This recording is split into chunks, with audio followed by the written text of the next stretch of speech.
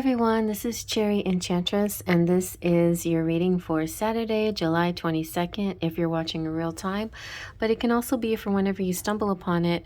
It's also a timeless reading.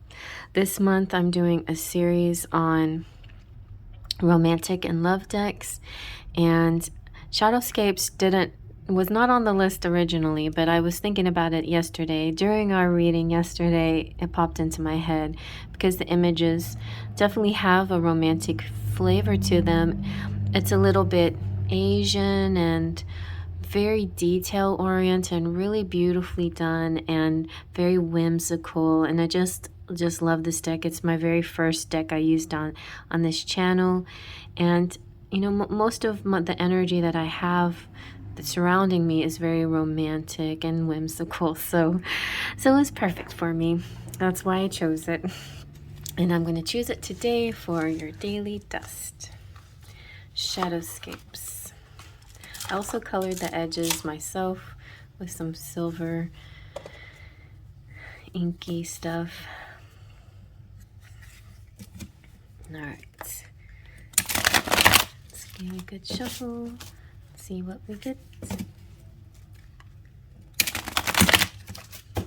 I kind of feel like, no, I'll take from the middle so they don't fly everywhere.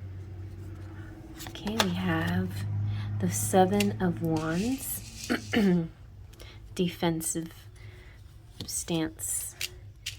Seven of Pentacles, ooh, 777. We have another 7.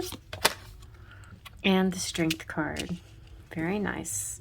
All right, let's see if I need to zoom in, maybe situate it a little bit nicer. The other thing I like about this deck is the meanings, the description, the way that the author, Stephanie Pumoon-La, I think she's the artist, and Barbara Moore, they collaborated together on this.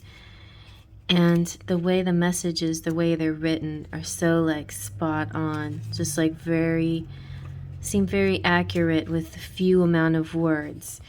And when I was first doing readings, I relied a lot on the words that were used to help express what was in my mind and what the feelings were and the channeled ideas that were coming to me. I needed a way to express that and be sure I knew what the right words I was using. And so Stephanie is the artist and Barbara Moore the author. And in this deck, the Seven of Wands represents taking a stand. It can be defending what you believe in.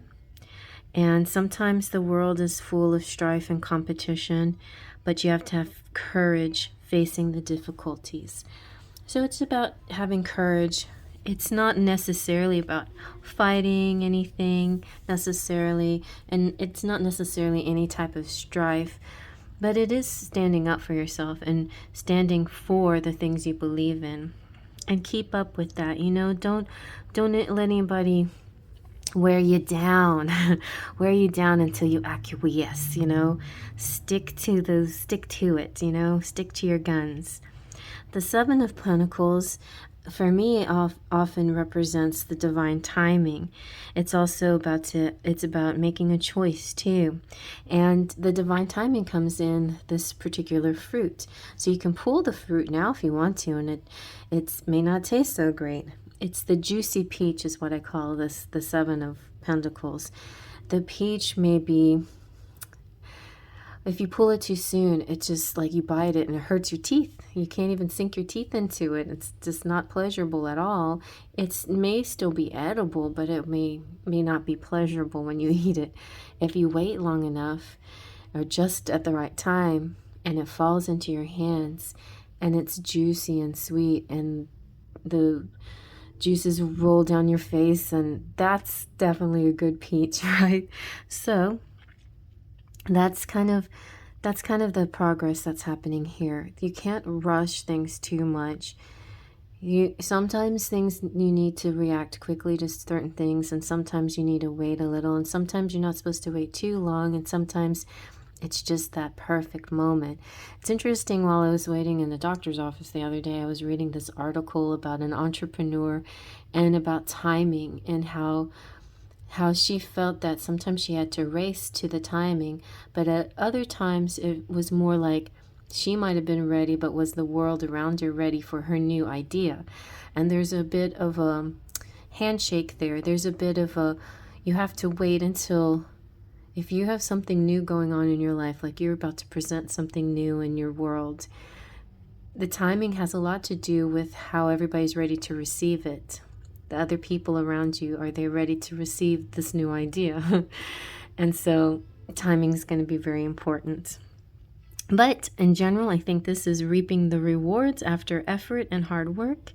And it's the moment to see all sides of things and consider all kinds of approaches. You know, there's more than one way to treat this situation. Sometimes you pull the fruit and eat it if you need it, because you may be hungry and you don't have time to wait for the juicy peach, because you really just need to eat something. You know what I mean? So there's lots of side reasons why we do what we do, and there's no right or wrong. Like, you know what you got to do for yourself as well. And so the Strength card, a lot of times when I see the Strength card, I think of the Serenity prayer.